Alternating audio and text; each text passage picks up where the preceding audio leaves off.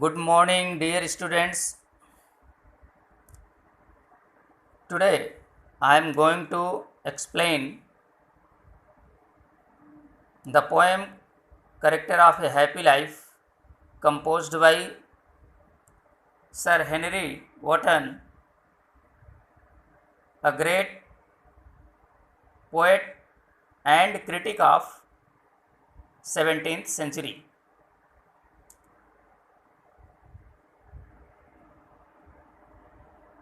The poem Character of a Happy Life is a very didactic poem. When we read the poem, we come to know that the poet was immensely inspired by Hindu philosophy because we see the messages of Bhagavad Gita are echoing, are resounding in the whole poem. So, without wasting our time, I am going to explain the whole poem line by line. Get ready to see the video. How happy is he born or taught that serves. Serves means serves. Serves is a poetic word. In grammar, we use serves in present indefinite and serves not and thus will. Will means desire, wish. Whose armor, a thing of safety, is his honest thought, and simple truth his utmost skill. Utmost, the greatest. Skill means wisdom, ability.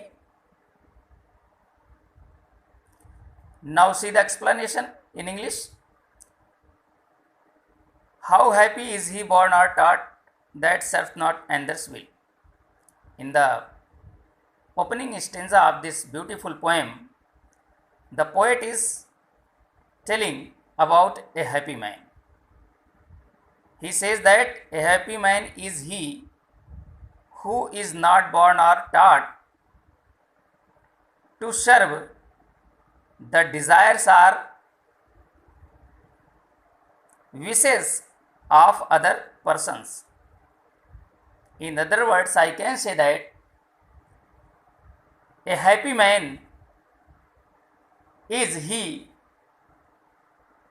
who does not act according to the wills of other people. He does what he thinks proper, or he does according to his own desires.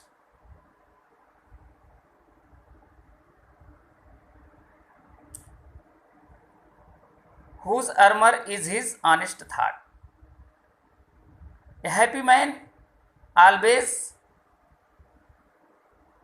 protects himself with the armor of thoughts of honesty. He believes the proverb that honesty is the best policy. No other policy except honesty is liked by him or followed by him. And simple truth his utmost skill. And truth is the greatest skill for a truly happy man. He never tells a lie. He always speaks the truth. He speaks what is true. Now I am going to explain the second stanza. Whose passions not his masters are. Passions means strong feelings, whose soul is still prepared for death, is prepared, ready. Untied means free. Unto the word with care. Care means anxieties of princely love or vulgar breed. Vulgar means common people, rustic people. Breed means criticism. Whose passions not his masters are, whose soul is still prepared for death. In the second stanza, the poet says that a happy man is he who is not subject to his passions or strong feelings, but he is the master of his strong feelings. He does not work according to his passions, but his passions work according to him. He has full control over his organs and strong feelings.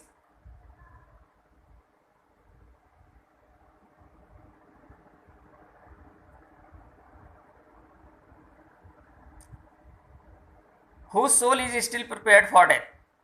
And a happy man is always ready to die. He never cares for death because he knows that death is inevitable. It will come to everyone one day, and grave is the last story of a man. So a truly happy man does not care for whether he will die or not. So he is ready to die 24 hours. He walks everywhere with shroud on his head, untied unto the word with care. And a happy man is free from all worldly anxieties of princely love or vulgar breed. A happy man does not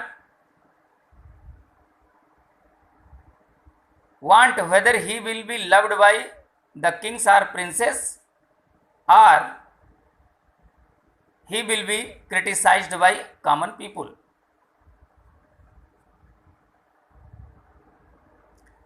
Because he is a real happy man.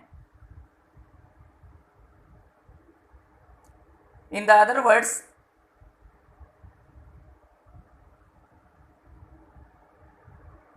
we can say that he does not flatter the kings. He does not care for the public opinions. And he does what he thinks proper and just.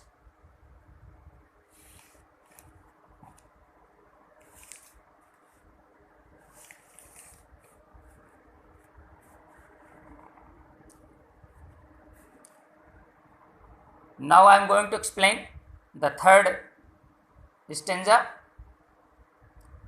Who hath his life from rumors freed? Rumors, baseless talks. Whose conscience, intuition,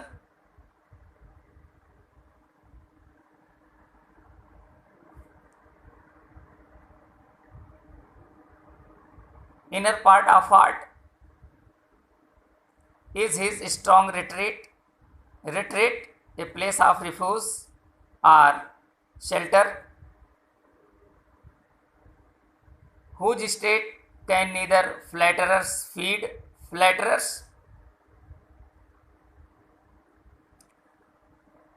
people who praise too much.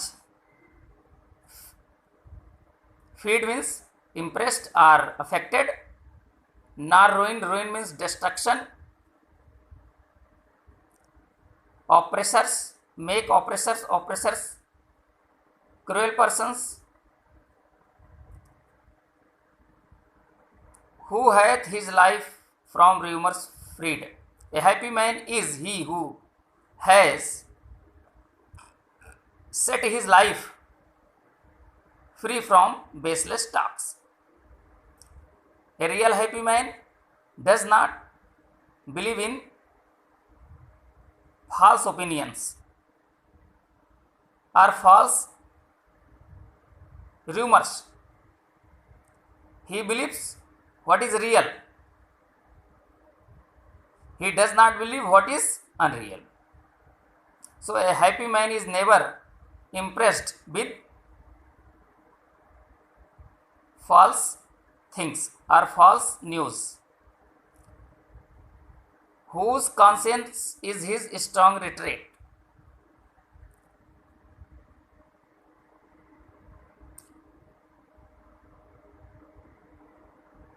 Conscience or intuition is the only shelter or is the strongest shelter for a happy man.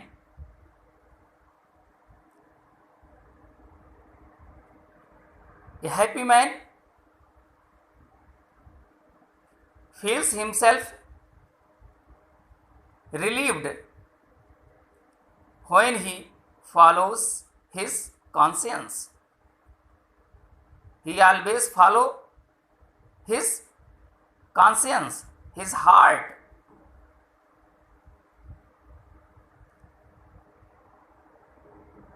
Whose state can neither flatterers feed, and a happy man is not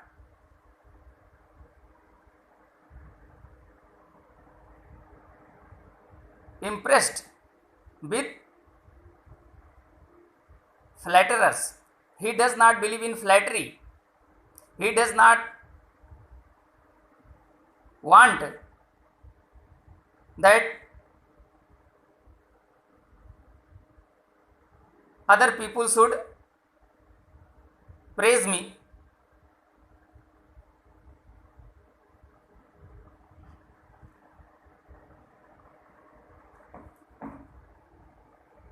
The poet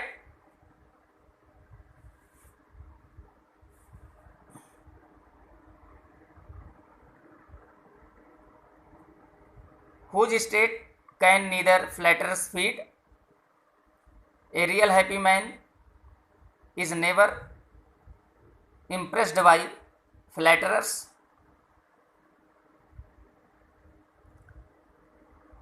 Nor ruin make oppressors great.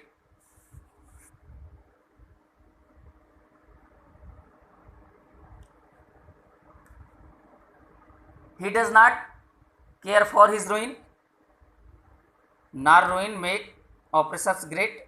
He does not care for his ruin. At his ruin, he is not so sad that his enemies may be glad or great.